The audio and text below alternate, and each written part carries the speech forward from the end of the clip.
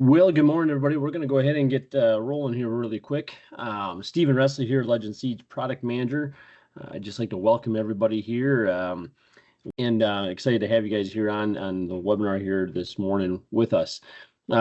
Awesome topic today. Going to be presented by Jake Andrle, Forage Management. We're going to talk primarily on alfalfa and our forages. A lot of timely kind of right now. A lot of things have been dropped down the last week, or will be here this week here in a lot of our area.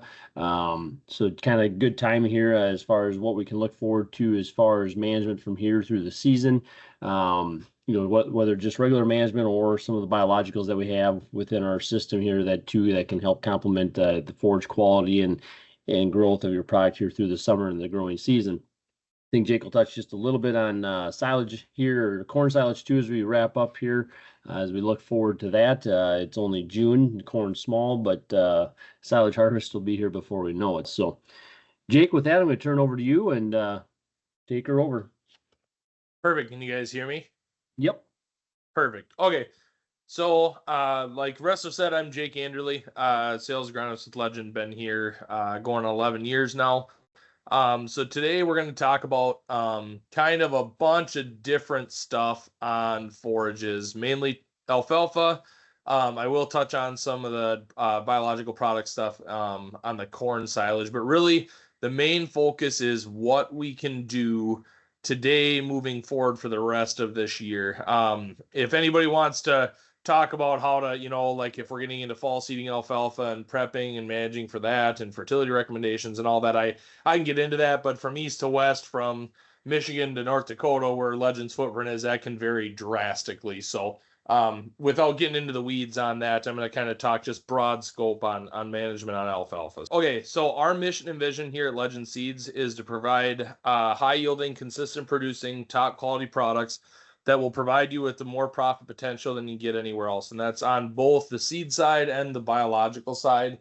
Really the last few years, I guess, what we've been seeing, and kind of the main focus is how to marry those two things together, because as standalones on the seed side or on the biological side, the products do work, but it's really fine tuning and getting both those products to click together that to really essentially give the customer the best experience that we can. So, okay, so diving right into it. So this is one thing I gave a presentation up at Cushing Co-op, a Legend dealer of ours, and I kind of modified a presentation I gave up there, which was more tailored toward corn and beans, but this is something I get a lot. So as I'm out in the country talking to guys on farms, when we're raising corn and soybeans, guys pretty much got that figured out, and it's kind of everybody's got their management, they know their fertility program, they know their chemical program. We already know what we're going to do back in January, February for the most part.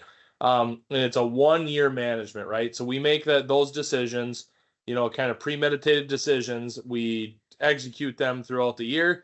Next year, we're on to a whole set of management. So I guess the time that you have to influence that crop is, essentially only 4 or 5 months, With alfalfa, this is the one thing a lot of guys forget is, we seed that crop down, but it's a lot of cases. It's, and I get that some guys rotate out alfalfa after 3 years, but it's sometimes 4, 5, 6 years of commitment to that acre.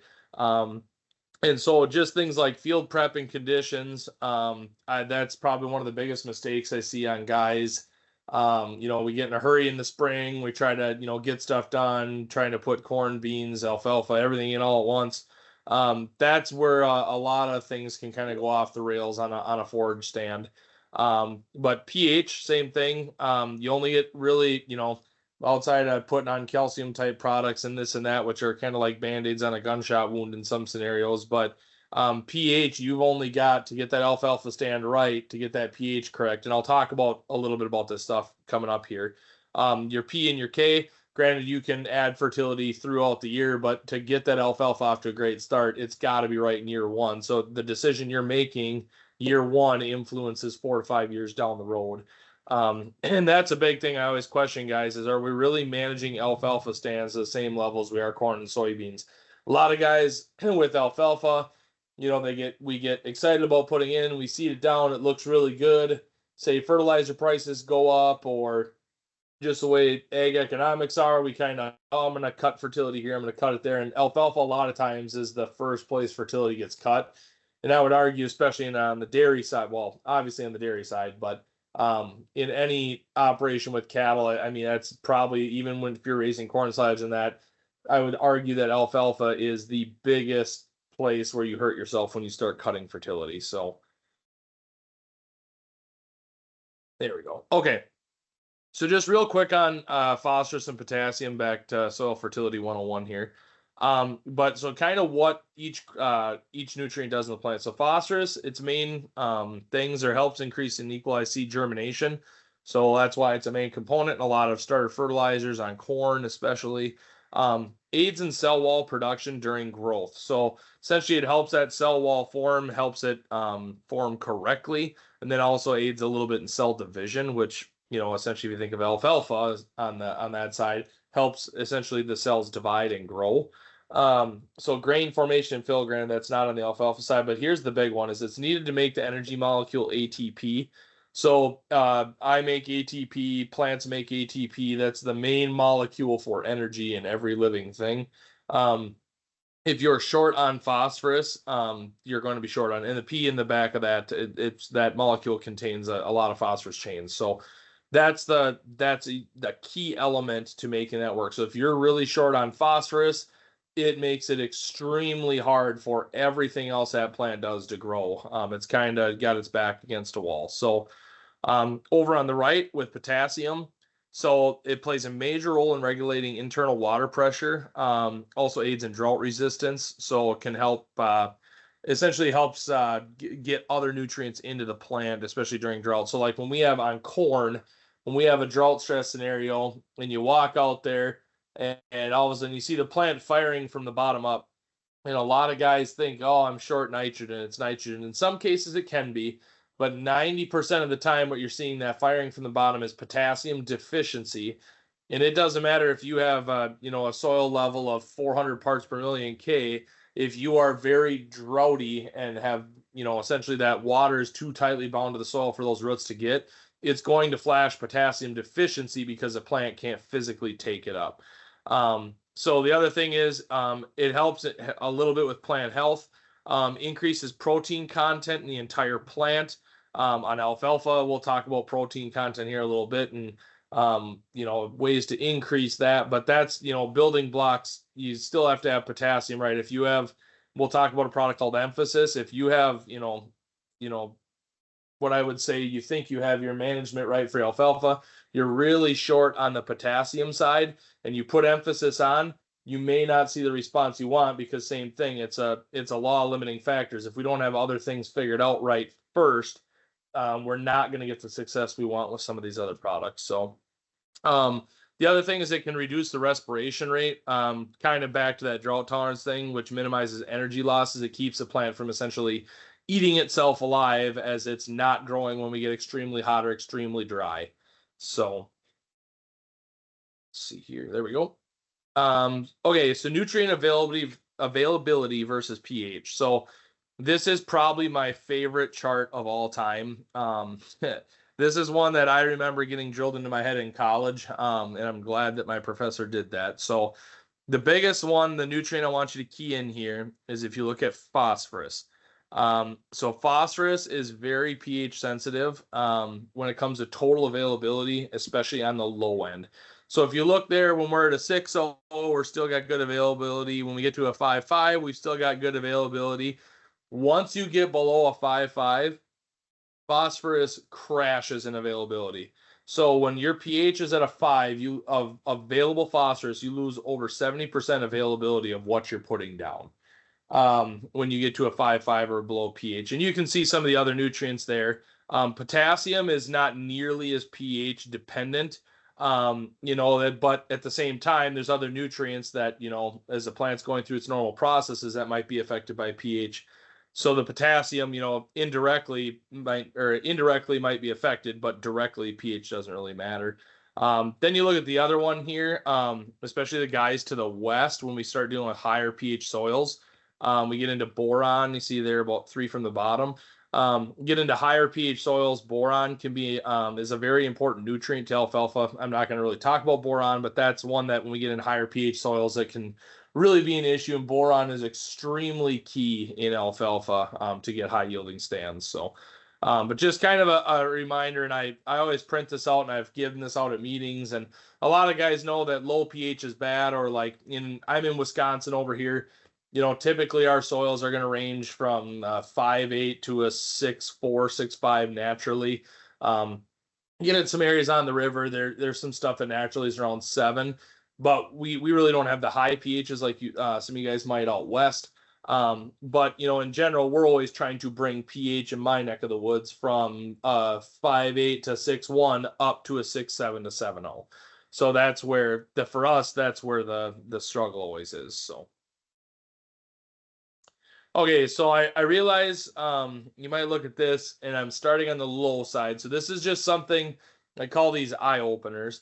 But what this is this is just a look at what we're removing with different tonnages of alfalfa. So a 3 ton to the acre, essentially dry matter alfalfa off of a field, which would be I would consider moderate to low yield. We're removing 153 pounds of nitrogen, 36 pounds the acres of P2O5, and 147 pounds of potash, which, you start looking at that, and that's not too far off of what the requirements are to grow, that 150 to 170, 80 bushel corn. So it kind of just is a baseline there. When we jump up to 4 ton to the acre, we're removing 204 pounds of nitrogen, 48 pounds of phosphorus, and 196 pounds of potassium. So you jump just in 1 ton, you're jumping, from, let's see if I can figure out how to go back here. So you're jumping from 147 pounds, especially on the potassium side and the phosphorus. So 36 and 147 to 48 and 196.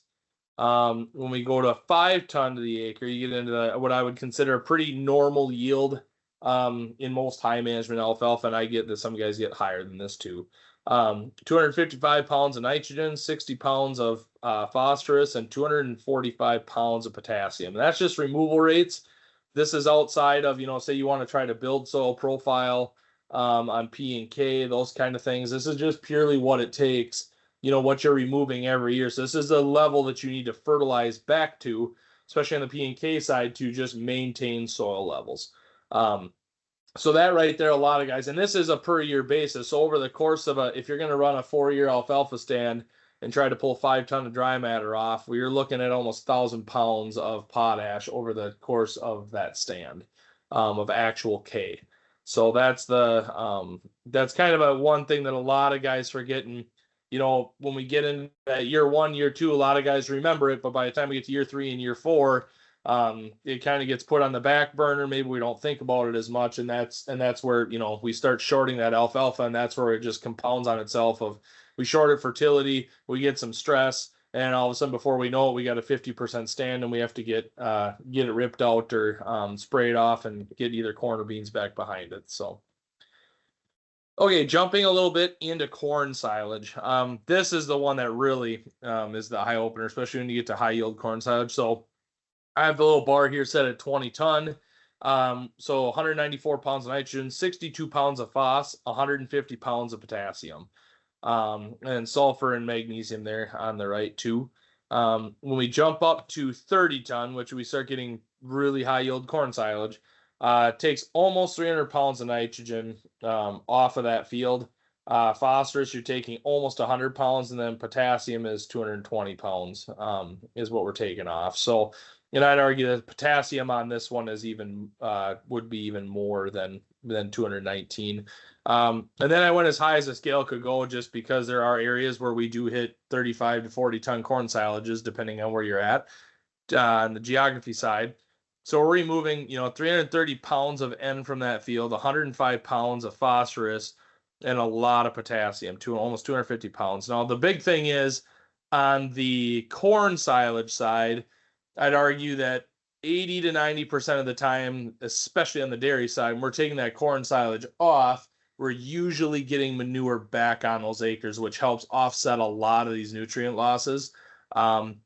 Some areas, though, where say we're in a feedlot scenario, or we just don't have enough manure, we're spread out too far to cost effectively get that manure on all the acres, it becomes a huge nutrient demand, especially when we're taking off high yield corn silage. So just kind of a baseline. I thought it was kind of interesting to have on here to kind of set the stage. So I'm going to kind of dive into some biological products, and I'm by no means trying to tell you that the emphasis is going to, if I jump back here, emphasis is not going to fill a 330-pound nitrogen need for corn.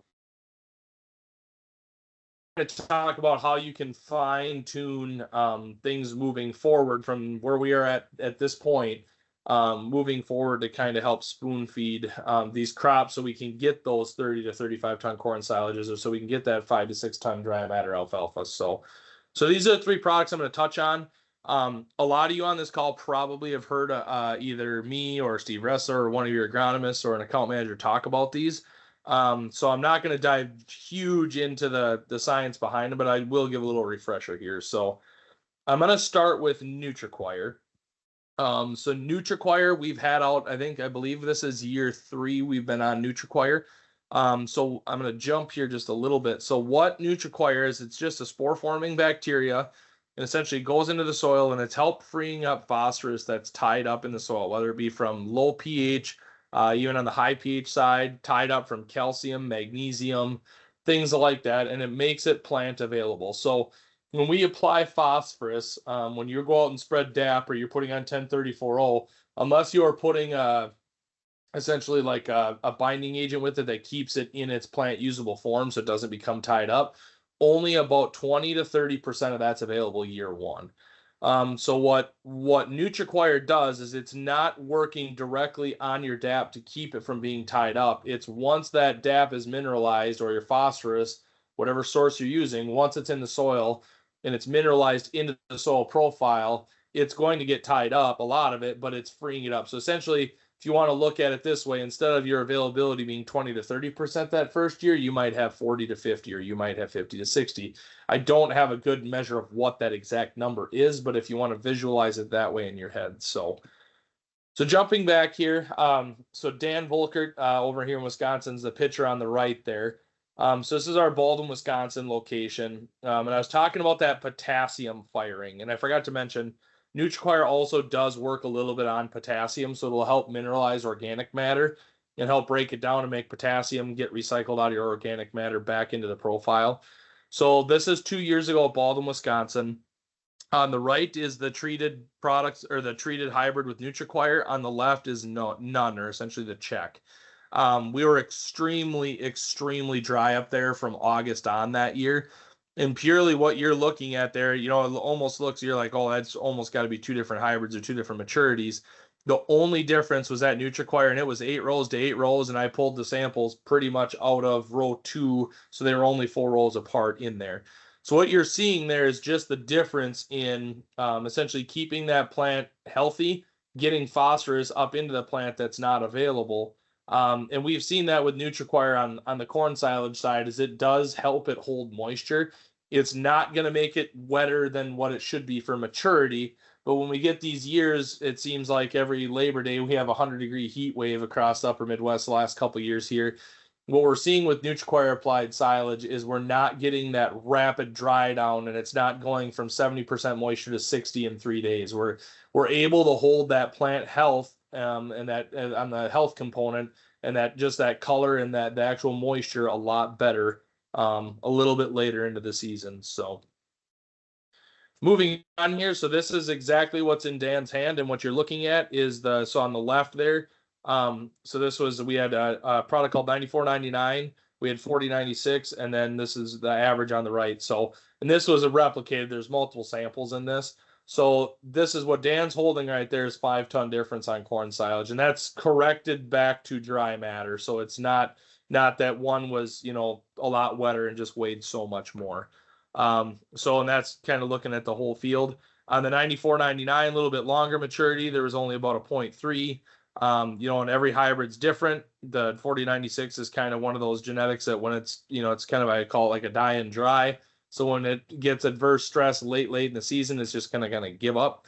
And that's where you see that plant dry down, or that rapid dry down occurs. So this is one thing that I really think on the corn silage side, and I know we preach NutriQuire in furrow with fertilizer or the pre-emerge herbicide.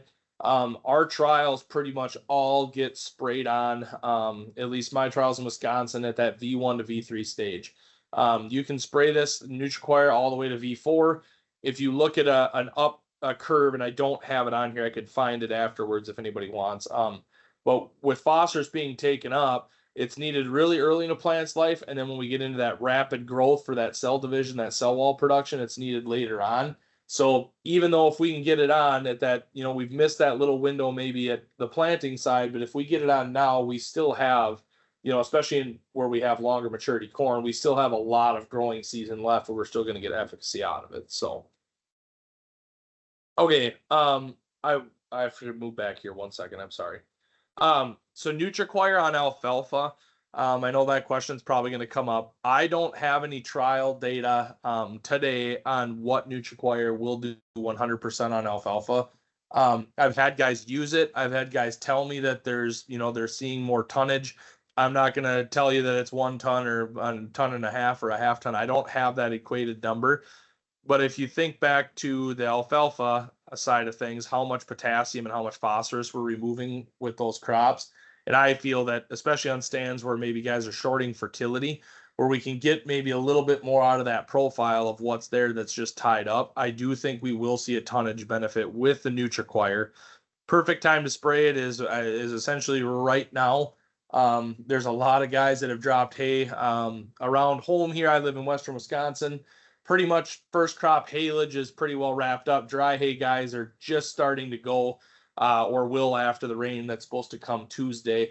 So we still have time to get this to get NutriQuire on alfalfa if you'd like to. Okay, transitioning a little bit into emphasis. So emphasis is a wettable granular version of the GD bacteria that was also in Invita. Pretty close to the same formulation. It's a dry, wettable powder, disappears in a spray tank. Our trials that we've been spraying for 2 years through the Agronomist, through Legend Seeds, have all been the dry, wettable powder. I've had zero issues spraying it through my sprayer. And the data we've had mimics exactly what we've seen with the Invita product that we've been familiar with before. So what it does is it goes in, you spray it on. At this point, we're looking at foliar application only. Both on corn and on the alfalfa side. Does work on soybeans too, but we're focused on forages here. So on alfalfa, you spray it on. I'll go right here. So you spray it on 2 to 5 days after cutting. I leave that window there because I don't want somebody to think they have to have it on 3 days after cutting and we track fields up just because they're muddy. As long as we get it on green growing tissue, the alfalfa doesn't have to be all 100%, green and 3 inches tall or anything like that. There are crown buds that it will colonize on. The biggest thing is we have to make sure we use 15 to 20 gallons of water to get the coverage. So what we're seeing with emphasis on alfalfa is an increase in crude protein content and relative feed value. So you can apply this, and this is why I like the after first cutting application so much. There's a lot of guys the last few years in western Wisconsin that have gotten hit with weevils really bad. We've been essentially making planned insecticide passes over here for the last couple of years. Some guys go out with a fungicide. Some guys go out and foliar feed their alfalfa, but it's a really good time to essentially get a free ride in that tank with whatever we're putting on. So, but there's no tank compatibility issues with any fungicides, insecticides, anything like that. Can be applied with Roundup if you have Roundup Ready alfalfa. And the biggest thing is it's supplementing the plant with nitrogen. So if you think back to that nitrogen demand of what alfalfa takes, and I if any of you guys have ever heard me talk about emphasis on, especially on the soybean side at any meetings, so a lot of our legume crops, we only get one chance to nodulate, right? So we inoculate them, whether it be through a seed treater right away. The alfalfa comes pre-inoculated. That's our only shot at getting nodulation. We can't, on an alfalfa stand, we plant it, it grows, comes up. Say we have a really wet fall followed by a really wet spring, and we lose a lot of those rhizobia bacteria. We have no way of going back out there and re-inoculating that soil profile with essentially with rhizobia that's going to make that nitrogen. So Alfalfa, we, outside of maybe a little bit of AMS here and there, we're not really applying commercial nitrogen to alfalfa. And so what happens is, and if you guys think of the last 2 years here, and I know it's different from east to west, but essentially, you go back to last year and how wet most of our geography was in June. Pretty much any nodulation or I shouldn't say any nodulation, any rhizobia that were in that profile that had not found a host or found a root to get into essentially died. Nodulation was very poor on alfalfa last year. Think back to 2 years ago. We were really dry at the start and kind of had a dry summer everywhere. Those dry soils late into the summer and late into the fall, once the soil temp drops, those rhizobia essentially slough off, or the nodules slough off, and the rhizobia go back into the profile and do their thing. When we're extremely dry, that's a very harsh environment. And so we've been losing some of these stands that are out there 3-4 years that are currently out there. If you've done any digs, I've been digging alfalfa roots here the last few weeks. There's very poor nodulation. You guys have probably seen a lot of streaky yellow fields that don't quite look right, especially on headlands, knobs, that kind of thing. So the only chance we get is that first time. That's why I always preach it. Inoculation on alfalfa, number one, is very, very important. But the thing is, we forget about it, right? We seed the alfalfa down. Oh, we had our chance. It's nodulated. It's going to make its own nitrogen, but very rarely do customers or even us ourselves, very rarely does anybody go back and look and actually see what's going on. So that having that emphasis to help spoon feed that plant, and it's not replacing a whole, say your alfalfa field doesn't nodulate at all, it is not going to turn it around and make it a perfect stand like a miracle type product, but it's going to help spoon feed that deficiency. So say we're only 70 to 80% of the nodulation we should normally have, the emphasis can come in and help spoon feed that crop or supplement that nitrogen demand for that plant and help get that increase that we need. So, and the biggest thing is when an alfalfa plant is short nitrogen, it will lead a little bit to a tonnage loss, but the big thing is it leads to component loss in the form of protein. Crude protein content, if you look at alfalfa samples, and I've done this time and time again, I'll have a call from a guy, my alfalfa, my haylage sample came back, it's really low in protein. Everybody else's are high, what's wrong with my alfalfa? Almost every time if I go out there and dig roots and look at the actual tap root, there's hardly any nodulation on any of it. So that's the thing, is that you can still have adequate tonnage where a customer, or even your own field, you're happy with it, but we're lacking on the whole reason a lot of guys grow alfalfa is for that protein content side. So this is data we've had from a couple years ago. So this is just a bunch of different farms, bunch of different samples. On the left there, so essentially 14 samples, and then on the bottom is the crude protein content as a base percentage. So as you can see, some of those farms, we're looking at almost a 7-8 point increase. That's kind of, some of those are one-off scenarios, very old stands that are 6, 7, 8 years old. But this ended up averaging out a 3.3% increase in crude protein. So it's one of those things that it's just like a corn yield, or anytime we do even emphasis on corn, when we're taking those, passes across the field. And if any of you guys have ever combined corn with a monitor, you've seen this. There's never ever a pass that is the exact same yield all the way across that field. You're going to see that monitor waver. Say we're in 200 bushel corn, it's going to go from 230 to 160, maybe up to 250, then back to 180. As you're going across that field, the next pass, it will not mimic those exact same numbers. So that's, when you start looking at this, you got to look at the law of averages, and that's why we like pooling this data together to kind of get those numbers. Because I'll have guys that use it and we get a 4.5, 5 point jump, and they're ecstatic, and it's, and that's a big jump. I'll show you kind of a case study we had up here in Baldwin this last year with this. And then, we'll have the next guy use it and it's only a point. Well, if we had perfect nodulation and perfect growing conditions and perfect fertility versus the other guy was maybe a little bit on the lower management side, that all goes into influencing what that number is going to be at the end of the day on crude protein. So, and then this is the same exact set of numbers with the RFV taken into account. So if, it's essentially an overlay because, crude protein is a major component to RFV. But you kind of get an idea. There is a little bit, we did see a little bit of sugar increase. We saw a little bit, some samples came back a little bit better in fiber digestibility. There's other things that influence RFE. RFE, you're looking, kind of broad scope picture, crude protein. We're looking at one individual component there. So, okay, so emphasis on alfalfa. So this is a farm up in Baldwin, Wisconsin. This customer's been using back when we had it on the Invita side, he was using Invita for 2 years on alfalfa. So what we've seen last year, so this is coming right out of his pile, treated to untreated, out of the haylage bunk. 4% increase in protein so we're going from a 20, which is not great, to a 24, which is, I would say, pretty adequate. And this is, I had Dave, our dealer of ours that's a nutritionist up there, ran the numbers on this for me. So he's saving 2.7 pounds of soybean meal per head per day. And that's feeding 24.5 pounds of dry matter haylage. So fairly, I mean, not super high haylage diet, but it is a fair amount.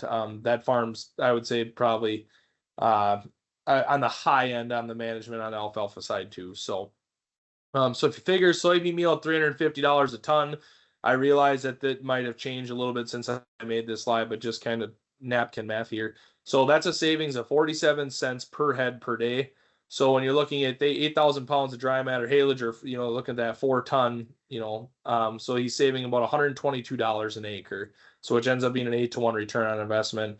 A lot of guys, they'll go back, and I get this argument all the time. Well, what if I only see a 2% increase, or a 2%, I go from 20 to 22, you're going to save $60 an acre, and it's still a 4-to-1 return on investment. So I've gotten on my soapbox. I know some of you guys might have been on this call before, when we've talked about last year, 2 years ago, when I did this call on alfalfa. I get on my soapbox that this is the highest return biological product that I have come across, especially on alfalfa. I would say we track right around safely. I'm confident in saying it's 1.5% on average. Every year is going to be different, every condition, but even at 1.5%, it's still a 3-to-1 return. And the upside of having those 2.5, 3.5, 4% increases is way more than the 0.2, 0.4 samples that we get back, if that makes sense. So we're seeing a lot more of the upside on where we're above that 1.5% than below. Okay, so just one last thing here. So stress management. I hope we don't run into this scenario this year. If any of you guys have watched or seen any of the NOAA long prediction stuff and comes across my Facebook feed every day, it seems like, we're going to be in a world record drought here, every day. And I wait, and it still hasn't come yet. But so alfalfa stands can only tolerate about 20 cuttings, whether we're cutting it 3 times a year, 5, 6 times a year. You get those guys that are running non-dormants down in this far southern U.S. and other countries where it never goes to bed, and it's growing. It only tolerates 20. Now, sometimes you might get 22, sometimes you might get 18, but 20 is kind of the number. So rapid harvesting schedule. So a lot of dairies, a lot of feedlot. When we're looking at putting up feed and high quality feed, usually we're in a 5-cut system. Some guys are 4.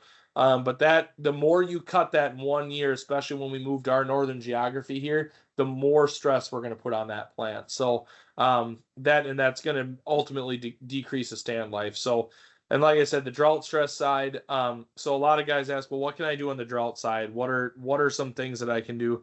So increasing cutting height, which is absolutely backwards from what every single person that has ever baled any hay. We always want to take everything that's out there, right? We want to get the most tonnage we physically can.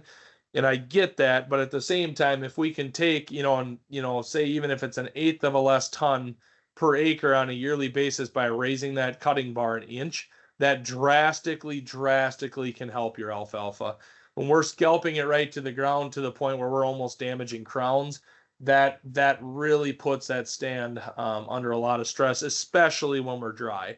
So the biggest thing, or you can do longer intervals between cuttings.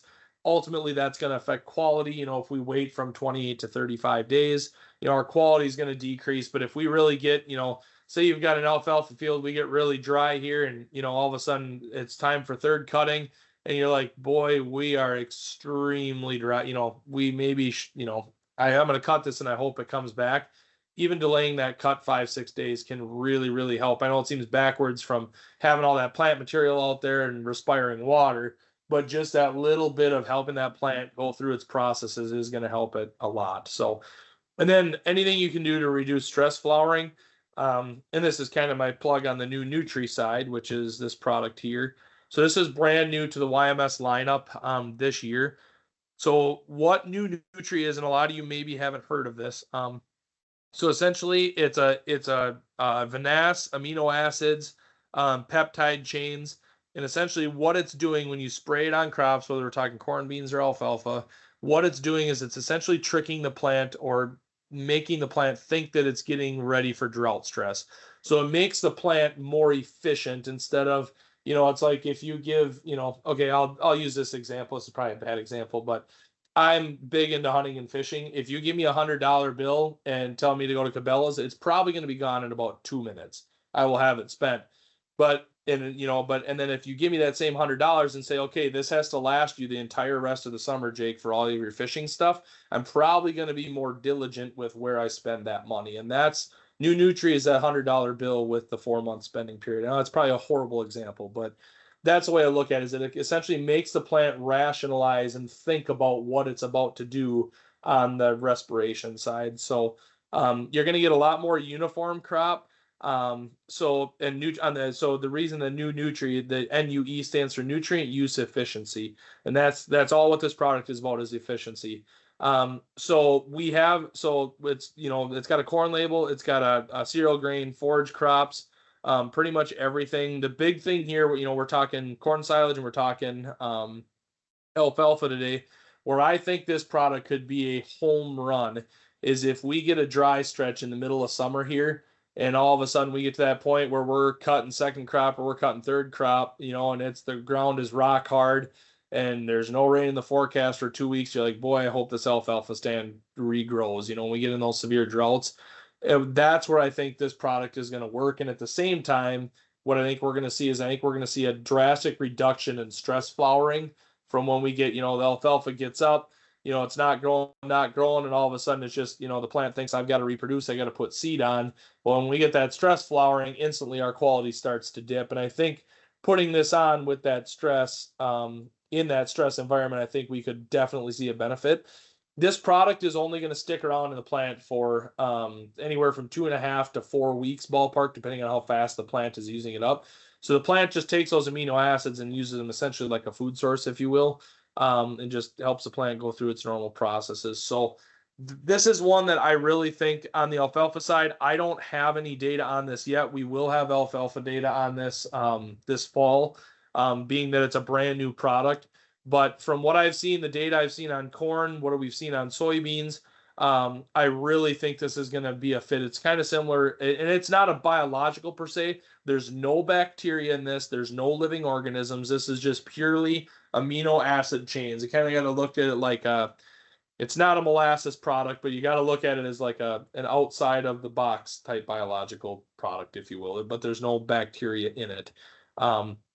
But its main thing is it's going to be a stress reduction type product. So on corn silage, I do think that there could be a big benefit now with the kind of how drones, and we've got a lot of, high clearance rigs from what we had even 5-10 years ago. I do think there's going to be a big play for this at VT, or putting on a tassel timing with a fungicide pass on corn silage. If we can get, if you think about it, if we can get essentially 2 more kernel rolls around set early on at that V2 to V5 pass, or if we can keep everything that pollinates on that ear, especially as we move to the west and we start to deal with a lot more stress than I do in Wisconsin, if we can keep that plant from being stressed and fill those kernels out and get through that essentially dough stage without those kernels aborting, that's going to lead, number one, to a little bit higher starch content in your silage because you're going to have more grain filling out. And then number two, it should also indirectly lead to a little bit more tonnage as well. So not to mention the plant health. I know I'm interested to see what this is going to do in the areas that where we have tar spot. I don't think that this is going to be a tar spot fungicide or anything, but tar spot is a form of stress. So we will have some stuff applied at VT this year where we can maybe get a look at that depending on how that goes. All right. As always, appreciate everybody's time on here this morning. Hope you have a great Monday. Be safe on the road out there, and have a great week here ahead, and enjoy the month of June. Thank you, everyone.